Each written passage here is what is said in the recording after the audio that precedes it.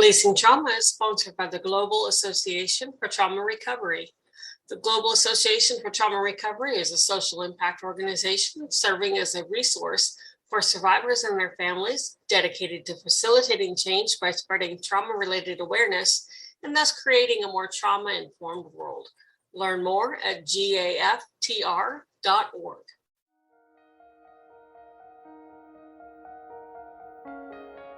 Welcome to Releasing Trauma, a Survivor's Podcast.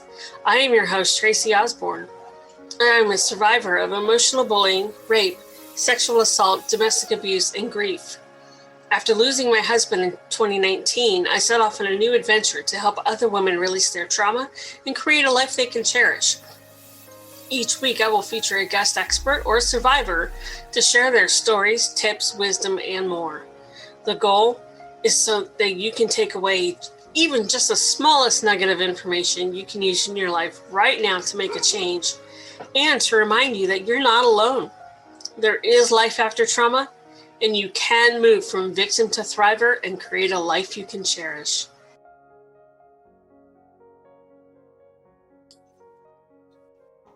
Hey everybody, welcome back to the show. I am your host, Tracy Osborne.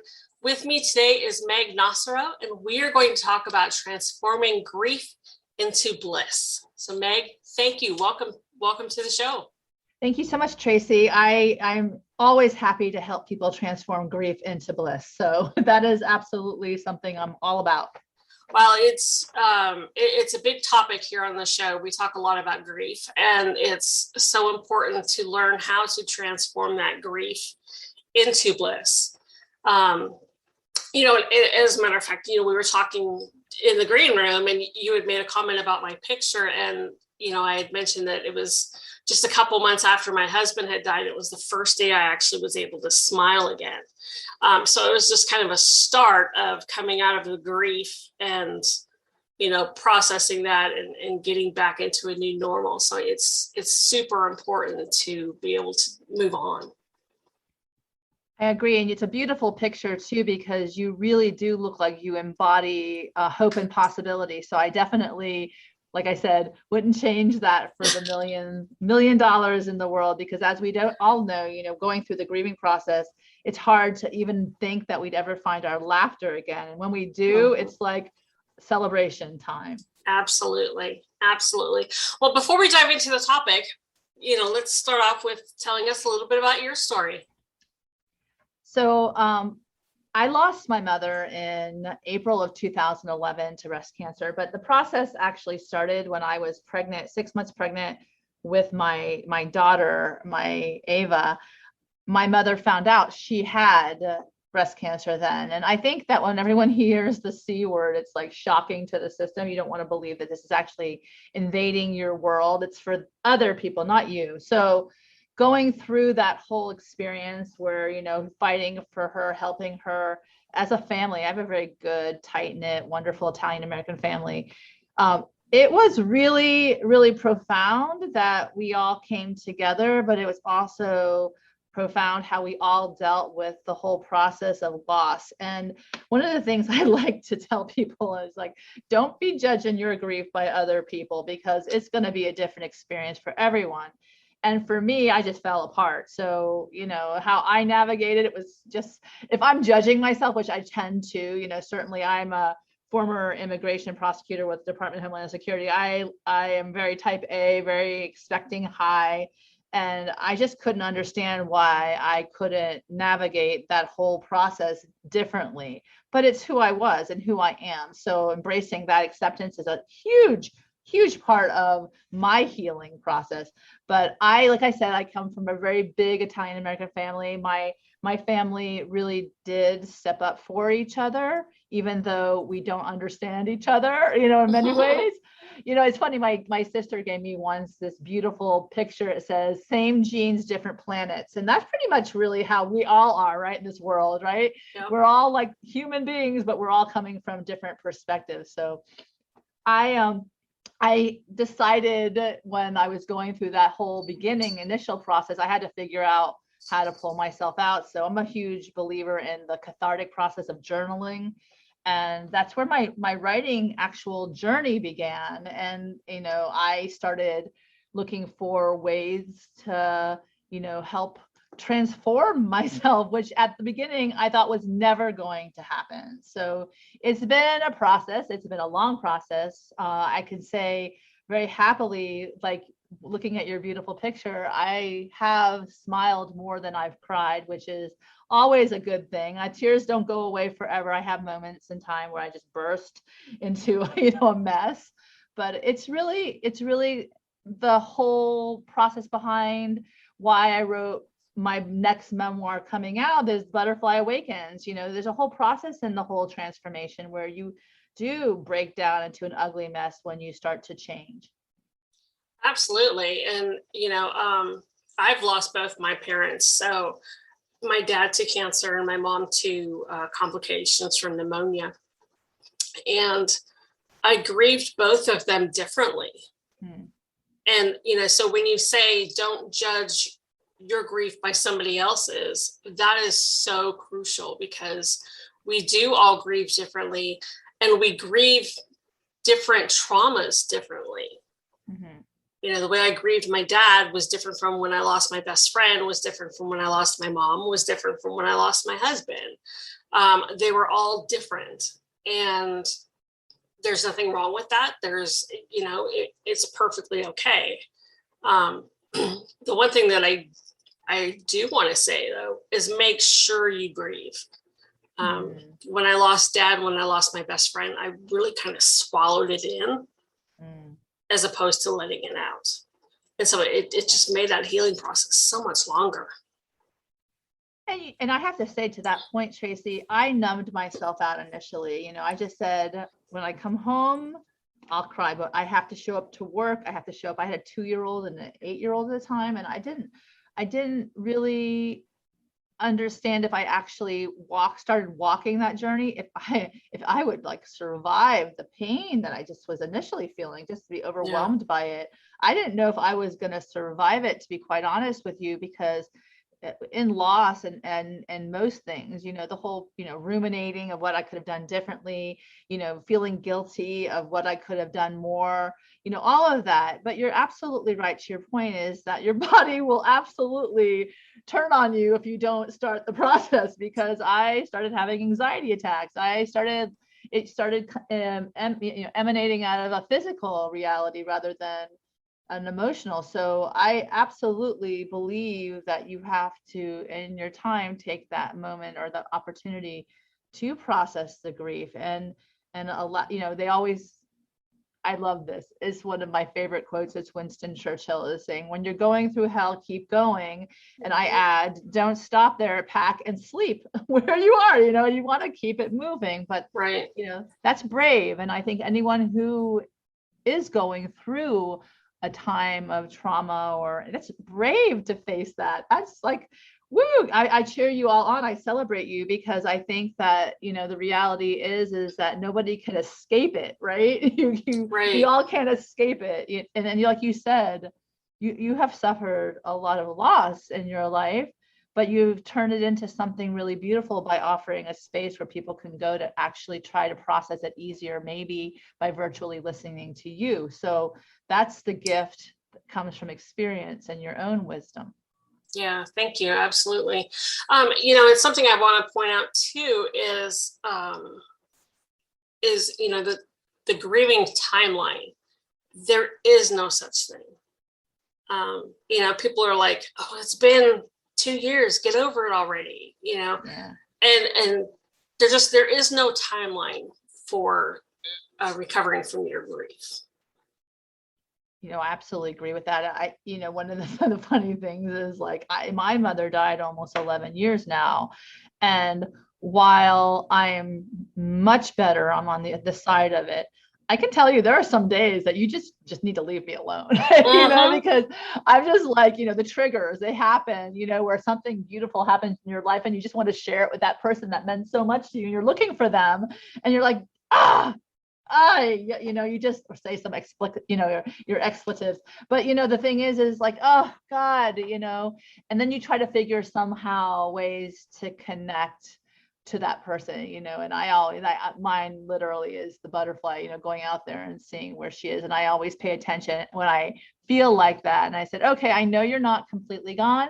I know you're out there, just show me some signs. And you find it in different ways. But I'll tell you, it's not an easy process. I do believe that, pain is the price of being human. However, so is joy. You get the benefits of that too, but you have to just be really gentle with yourself.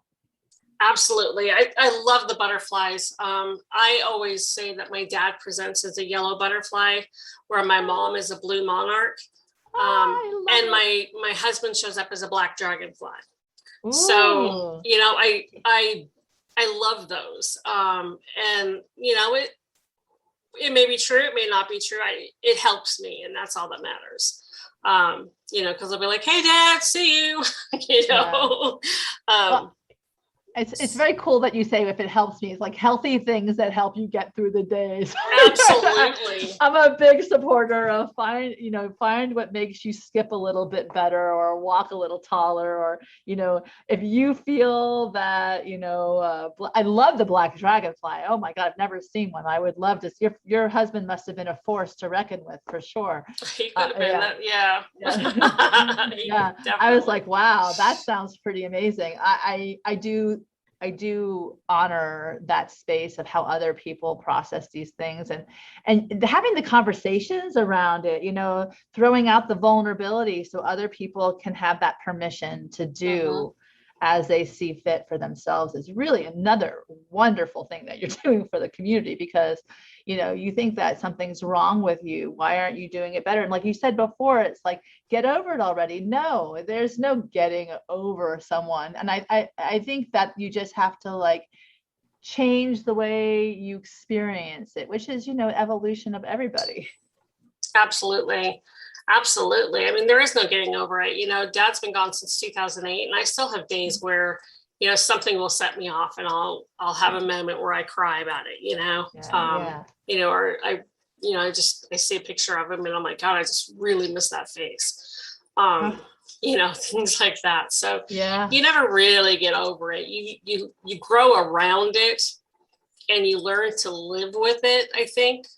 I was going to say to that point, we're a big Broadway family. We love the musicals, right? And some musicals, when I'm watching them, I'm like, my daughter will laugh at me because she's 12 and she's a teenager almost, so she's like, there's a song that is in Les Mis, and every time it plays, it just I don't care. It just breaks me down. I'm just like, she's like, what's wrong with you? But it feels so good to release sometimes those tears when they're so necessary. But the music does that for me, and songs elevate too. So it's the same, finding your tools. I love that. Absolutely. So let's talk about some of that. Let's talk about the path to transforming grief to bliss. What were some of the, you mentioned journaling, which I am a huge proponent of. But what were some of the other tools or methods that you use to go from grieving to back to joyful again? Well, like I had just said, music is really powerful for me. One part of my story that I absolutely love, but this is one of those aha synchronistic moments that I was just like, I can't believe this is happening. I am a big fan of Coldplay and Chris Martin and his music, and the song Yellow, I would sit in my closet and pretend my mother would be singing it to me. I know it might be a little crazy for some people, but like I said, whatever gets you through the day. And at the end of that, I was like, when I have 3 books out. My first one's The Magical Guide to Bliss. And basically it's a guide that I wrote for myself. This is one of my tools, right? At the end of the journaling process, I came up with this guide that provides daily keys to unlock my dreams, spirit, and inner bliss. And I published it so I could help other people, but really it was my guide. So at the end of the day, when I finally published it, it's in 2015, I wrote to who I thought was Coldplay at the time, this group called Love Button Global Movement. And I wanted to say, just thank you. Thank you for helping me through, because I think when you go back and you thank those, and I think people are so important in your life, that those that hold a sacred space for you where you can just be authentically how you need to be.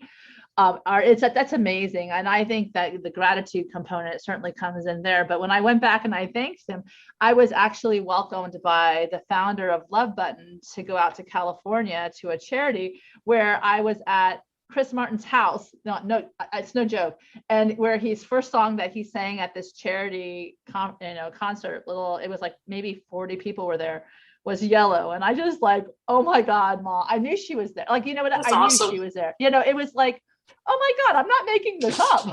It's like, what is happening? So once again, music is huge for me to release sometimes those tears that get stuck inside. Also, people, finding your tribe or your people, or, who just allow you to be how you need to be at any point in time. And it's a trusted, safe space. If you're lucky to have one, you're lucky. I'm very blessed to have many.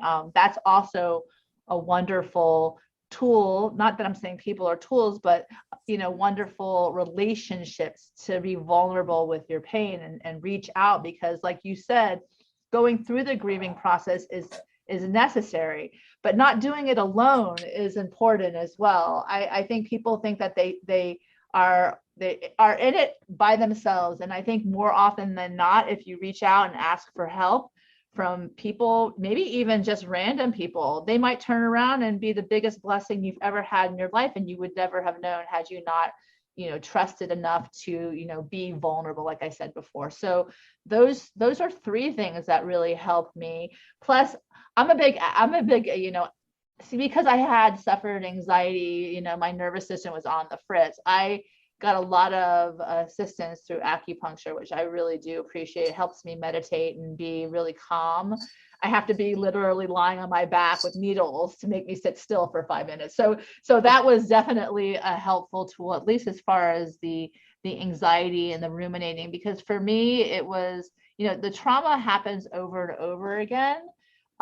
If you keep playing it over and over again, I do believe that, certain traumas really are very overwhelming, but I think that you can shift it in small increments. You don't have to get to the end of the journey tomorrow, right? But you can, figure out ways to continue to walking where you turn around, you see, well, I could never smile like I did in this picture, but now I can because I've taken those steps.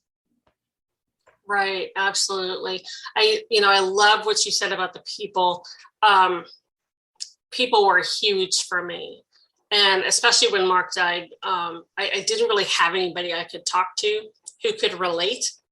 And so I found support groups online and created a couple, really strong friendships that I still have to this day. But it was people that I could turn to, especially in those early days where it was just, I could just post in there, I just want to scream, or I just want to cry, or, I just want him back. And they totally understood where I was coming from. And that was very, very important to my healing. And, something about people is what I found and what I've seen is for about the first 2 weeks, they're all over you. What can I do? How can I help you? Are you okay? Are you eating?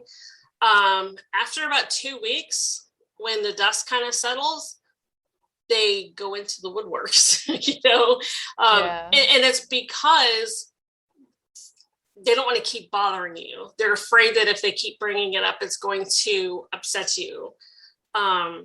Or they just don't know what to say or what to do. So reaching out to them, is huge. You're not burdening them with your problems. You're giving them the gift to be able to help you. Yeah. Or even a text to think, how you doing? I'm thinking about you, so it's like, hey, you're not alone. We don't expect you to be over this tomorrow, 2 years, 5 years. And I love how you said to go, they say, I love this. You don't go to the hardware store for bread, right? So to actually expect people who haven't lost anything in their life to understand what you're walking through, or even people who've lost exactly what you have, maybe they don't understand, but to find people who can have that empathy and that compassion makes a difference, because you don't have to explain yourself. That's really bad. That's really hard. Just to, just to say, this is how I'm feeling. I can't explain it, but nor should I have to at this point, because I'm just trying to process it myself. So I absolutely agree with you that, especially after, like you said, people are all there all at once, but after the fact, hey, how you doing? Just a text, I'm thinking about you, makes a huge difference in the whole process. Absolutely. Absolutely. Well, Meg, this has been really great. Thank you so much for coming on. How can people find you? So I am on all sorts of social media, on Facebook, on LinkedIn, on Instagram. Look at my name, Meg, Meg Nocero, Nocero. I also have a webpage, megnocero.com, and it has all my information there. My book, Butterfly Awakens, is a member of transformation through grief, comes out on September 7th. So I am happy to share the links on my webpage or my social media for that. And, I have also my email if they want to reach out, megnocero@mac.com. Fantastic. And listeners, you know the drill. Just head over to releasingtraumapodcast.com. If you're listening from one of our partner stations, pull up Meg's show. I will have all her contact information down in the show notes. And I know this is going to air after September 7th. So by then I will have her book and everything up there too. So Meg, thank you again. This has been wonderful. Thank you so much. And, whenever there's an opportunity that I could pay forward all the help that I got when I was going through the whole releasing of trauma, I'm happy to do it. I think that we all take care of each other. We all will rise together. So thank you so much for the opportunity, Tracy. I really appreciate it. Well done with all of this. Thank you. Thank you. We can't do this alone. You're not alone. That's one of my mantras is you're not alone. So that's wonderful. Thank you. And listeners, as always, thank you so much for tuning in, and we'll talk to you in the next show.